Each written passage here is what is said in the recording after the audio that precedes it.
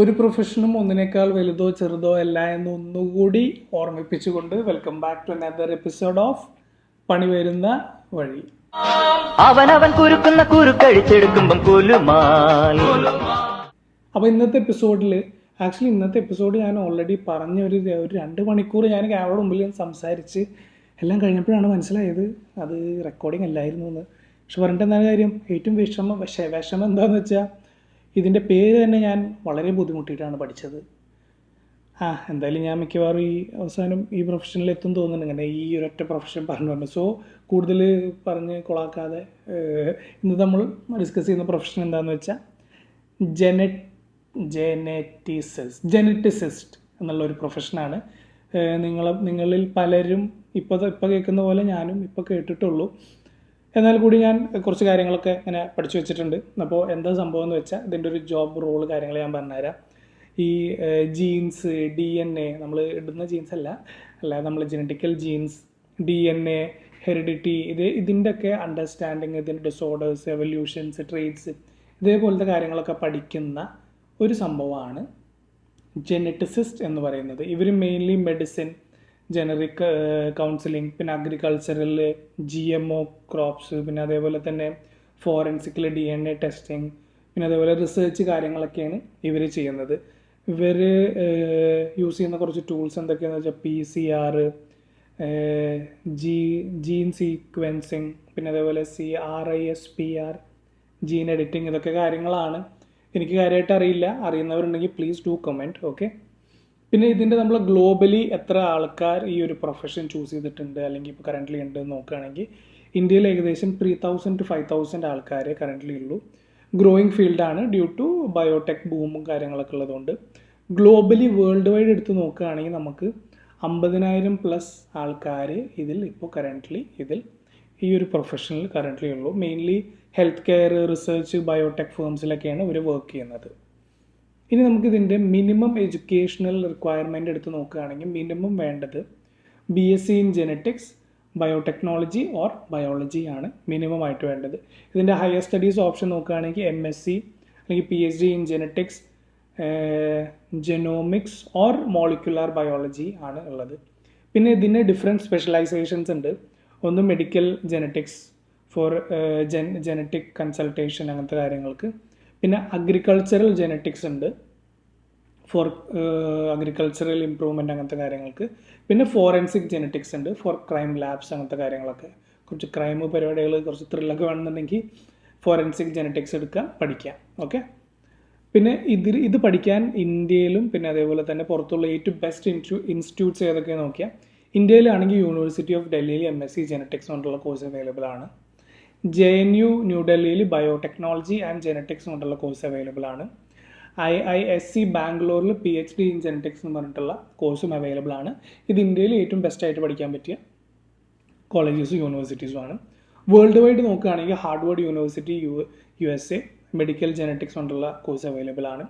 University of Cambridge UKയിൽ ജെനോമിക് research കൊണ്ടുള്ള course available ആണ്. MIT USA CRISPR and synthetic biology എന്ന് പറഞ്ഞിട്ടുള്ള കോഴ്സ് അവൈലബിൾ ആണ്. സോ മെയിൻലി USA UKയിലൊക്കെയാണ് ഇതിൻ്റെ ബെസ്റ്റ് കോളേജസ് അവൈലബിൾ. സ്റ്റിൽ ഇന്ത്യയിലും ഒരുപാട് നല്ല കോളേജുകളുണ്ട്. ഇനി ഇതിൻ്റെ കോഴ്സ് ഡ്യൂറേഷൻ ആൻഡ് ഡിഫിക്കൽട്ടി നോക്കുകയാണെങ്കിൽ BSc ജെനറ്റിക്സ് എന്ന് പറയുന്ന ഒരു 3 year കോഴ്സാണ്. ബേസിക് ബയോളജിയും ജെനറ്റിക്സും ആണ് അവിടെ പഠിക്കേണ്ടത്. MSc അല്ലെങ്കിൽ ഇതിൻ്റെ MTech എടുക്കുകയാണെങ്കിൽ 2 years ആണ്. അഡ്വാൻസ് റിസർച്ചും പിന്നെ അതേപോലെ ലാബ് വർക്ക്സും ആണ് ഉണ്ടാവുക. പിന്നെ ഇതിൻ്റെ PhD ആണെങ്കിൽ 3 to 5 years ആണ്. അത് ഒറിജിനൽ ജെനറ്റിക് റിസർച്ച് നിങ്ങൾ റിസർച്ച് ചെയ്യണം. ഡിഫിക്കൽട്ടി ലെവൽ പറയുകയാണെങ്കിൽ വെരി ഹൈ. നമുക്ക് സ്ട്രോങ് ആയിട്ടുള്ള ബയോളജി, കെമിസ്ട്രി, പിന്നെ ഡാറ്റ അനാലിസിസിൻ്റെ ഒക്കെ സ്കില്ല് വേണം. എന്നാൽ മാത്രമേ ഇത് ക്രാക്ക് ചെയ്യാൻ പറ്റൂ. But as I told you, very difficult but never impossible. Okay. പിന്നെ ഇത് ഏറ്റവും കൂടുതൽ പോപ്പുലർ ആയിട്ടുള്ള കൺട്രീസ് ഏതൊക്കെ നോക്കുകയാണെങ്കിൽ USA, UK, ജർമ്മനി, അതേപോലെ ഇന്ത്യ. USAയിലൊക്കെ ഒരുപാട് ബയോ ഹബ്സ് ഉണ്ട്, ബയോടെക് ലാബ്സ് കാര്യങ്ങളുണ്ട് സാൻ ഫ്രാൻസിസ്കോയിൽ. UKയിലും ജർമ്മനിയിലൊക്കെ മെഡിക്കൽ ജെനറ്റിക് റിസർച്ചും കാര്യങ്ങളൊക്കെ നടക്കുന്നുണ്ട്. ഇന്ത്യയിൽ ഹെൽത്ത് കെയറിലും പിന്നെ അതേപോലെ തന്നെ അഗ്രികൾച്ചറൽ സെക്ടറിലും ഭയങ്കരമായിട്ടുള്ള ഡിമാൻഡ് വരുന്ന ഒരു പ്രൊഫഷനാണ് ഇത്. ഇനി ഇവരുടെ ഏർണിങ്സ് പെർ ഇയർ നമ്മൾ നോക്കുകയാണെന്നുണ്ടെങ്കിൽ ഇന്ത്യയിലാണെന്നുണ്ടെങ്കിൽ fresh ഗ്രാജുവേറ്റിന് 3 to 6 lakhs per annum ആയിരിക്കും ഉണ്ടാവുക. അത് ലാബ് ടെക്നീഷ്യൻസും റിസർച്ച് അസിസ്റ്റൻറ്റും ഒക്കെ ആയിട്ട് വർക്ക് ചെയ്യുന്നവർക്കാണ്. ഒരു എക്സ്പീരിയൻസ്ഡ് ആളാണ് എന്നുണ്ടെങ്കിൽ 8 lakhs to 20 lakhs per annum ഒരു PhD ഹോൾഡർ ആയിരിക്കണം ഇൻ ബയോടെക് ഫേംസിൽ നമുക്ക് ആ ഒരു ഇതിലേക്ക് കയറണമെന്നുണ്ടെങ്കിൽ. പിന്നെ ജനറ്റിക് കൗൺസിലേഴ്സായിട്ട് വർക്ക് ചെയ്യാം, നമുക്ക് ഹോസ്പിറ്റൽസ് അല്ലെങ്കിൽ ക്ലിനിക്സിലൊക്കെ ആയിട്ട് വർക്ക് ചെയ്യാം. ഒരു average 6 to 15 lakhs per annum ആയിരിക്കും അവർക്ക് ഏൺ ചെയ്യാൻ പറ്റുക. ഇനി അബ്രോഡ് USA-ലും UK-ലൊക്കെ ആണെന്നുണ്ടെങ്കിൽ 45 lakhs per annum to 90 lakhs plus per annum നിങ്ങൾക്ക് ഏൺ ചെയ്യാൻ പറ്റുന്ന ഒരു പ്രൊഫഷനാണ്. പിന്നെ ഇതിൻ്റെ കുറച്ച് അഡ്വാൻറ്റേജ്, കുറച്ച് പ്രോൺസ് എന്തൊക്കെയാണെന്നൊക്കെ പറഞ്ഞാൽ പ്രോസ് എന്നൊക്കെ തന്നെയല്ലേ പറയുക. നല്ല കാര്യങ്ങൾ എന്തൊക്കെയാണെന്ന് വെച്ചാൽ ഭയങ്കര ഹൈ ഇമ്പാക്റ്റ് കരിയറാണ്. അതായത് ഇപ്പോൾ കറൻ്റ്ലി ഇപ്പോൾ ഡിസീസ് ആയിക്കോട്ടെ, ഈ അഗ്രികൾച്ചർ ഇമ്പ്രൂവ്മെൻ്റ് ആയിക്കോട്ടെ, ഇതൊക്കെ ഭയങ്കര ഡിമാൻഡിങ് ആയിട്ടുള്ളൊരു സംഭവമാണ്, എപ്പോഴും റിസർച്ച് വേണ്ടിയിട്ടുള്ളതാണ്. അപ്പോൾ അതുകൊണ്ട് ഭയങ്കര ഹൈ ഇമ്പാക്റ്റുള്ളൊരു കരിയറാണ്. ഗ്ലോബൽ ഡിമാൻഡ്, ഇപ്പോൾ ഞാൻ പറഞ്ഞ 5-6 രാജ്യങ്ങളല്ലാതെ തന്നെ എല്ലാ രാജ്യത്തിനും ഭയങ്കര ഡിമാൻഡുള്ള ഒരു കോഴ്സാണ്. പിന്നെ ജീൻ തെറപ്പി, അതേപോലെ ഒരുപാട് റെവല്യൂഷണറി ഇത് കൊണ്ടുവരാൻ പറ്റുന്ന ഒരു ഫീൽഡാണ്. പിന്നെ ഇതിൻ്റെ കുറച്ച് ബുദ്ധിമുട്ടുകൾ അല്ലെങ്കിൽ ഇഷ്യൂസ് എന്തൊക്കെയാണെന്ന് വെച്ചാൽ ലിമിറ്റഡ് ഇൻഡസ്ട്രി ജോബ്സ് ആണ് ഇപ്പോൾ കറൻ്റ്ലി ഇന്ത്യയിലൊക്കെ അവൈലബിൾ ആയിട്ടുള്ളത്, വിച്ച് ഫോർ ഷുവർ ഫ്യൂച്ചറിൽ കൂടും. പിന്നെ ഒരു എത്തിക്കൽ ഡിലേമ കാര്യങ്ങളൊക്കെ ഉണ്ടാവും, അതായത് ഇപ്പോൾ ഈ ടെസ്റ്റ് ട്യൂബ് ബേബീസ് ക്രിയേറ്റ് അതൊക്കെ ഇതിൻ്റെ ഭാഗമാണല്ലോ. അപ്പോൾ അതൊക്കെ നമുക്ക് എത്തിക്കലി ഒരു ഡിലേമ കോസ്റ്റ് ചെയ്യും എന്നുള്ളതൊരു ഇഷ്യൂ, അതൊക്കെ പേഴ്സണൽ ഇതാണ്. So it's up to you. പിന്നെ ഒരു നല്ലൊരു റോളിലേക്ക് എത്താൻ PhD എന്തായാലും വേണം എന്നുള്ളതാണ്. So if you are ready to invest that particular time, it is okay. പിന്നെ ഇതിൻ്റെ ഫ്യൂച്ചർ സ്കോപ്പും കാര്യങ്ങളൊക്കെ നോക്കുകയാണെങ്കിൽ ഈ പറഞ്ഞതുപോലെ ഭയങ്കരമായിട്ടുള്ള സ്കോപ്പാണ്. ഈ പേഴ്സണലൈസ്ഡ് മെഡിസിൻ, ഈ DNA ബേസ്ഡ് ട്രീറ്റ്മെൻറ്റ്സും കാര്യങ്ങളൊക്കെ കൂടി വരികയാണ്. ആൻഡ് അതിന് ഒരുപാട് ഓപ്പർച്യൂണിറ്റീസ് ഉണ്ട്. പിന്നെ ജീൻ എഡിറ്റിംഗ് ഫോർ ഡിസീസ് ഇറാഡിക്കേഷനൊക്കെ ഇത് ഭയങ്കര ഹെൽപ്ഫുൾ ആയിട്ടുള്ളതാണ്. പിന്നെ അഗ്രികൾച്ചറൽ ജനറ്റിക്സ് ആയിക്കോട്ടെ, ക്ലൈമറ്റ് റെസിസ്റ്റൻറ്റ് ക്രോപ്സ് അതേപോലെ. അപ്പോൾ ഒരുപാട് ഫ്യൂച്ചറുള്ള ഒരു സംഭവമാണ്.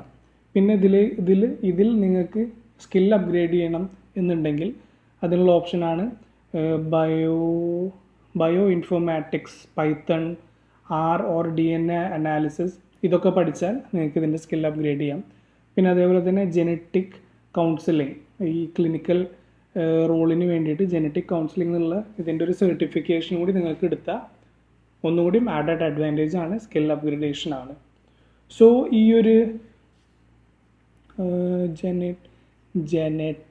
ജെനറ്റിസിസ്റ്റ് എന്ന് പറഞ്ഞിട്ടുള്ള ഈ ഒരു പ്രൊഫഷനെ കുറിച്ച് ഞാൻ നിങ്ങൾക്ക് അത്യാവശ്യം കുറച്ച് കാര്യങ്ങൾ പറഞ്ഞു തന്നു വിചാരിക്കുന്നു. എനിക്ക് വളരെ ലിമിറ്റഡ് ആയിട്ടുള്ള നോളജാണ് ഇപ്പോഴുള്ളൂ, ഞാൻ പറയുന്നു.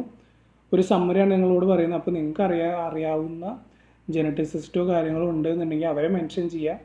എന്തെങ്കിലും ഡൗട്ട്സോ കാര്യങ്ങളോ അല്ലെങ്കിൽ നിങ്ങൾക്ക് എന്തെങ്കിലും കൂടുതൽ കാര്യങ്ങൾ അറിയും എന്നുണ്ടെന്നുണ്ടെങ്കിൽ കോമെൻറ്റ് ചെയ്യുക. അപ്പോൾ ഇവിടെ ഉള്ള ഇത് പഠിക്കാൻ താല്പര്യമുള്ള ആൾക്കാർക്കൊക്കെ ഇതിനെക്കുറിച്ച് കൂടുതൽ ഇൻഫർമേഷൻ കിട്ടി.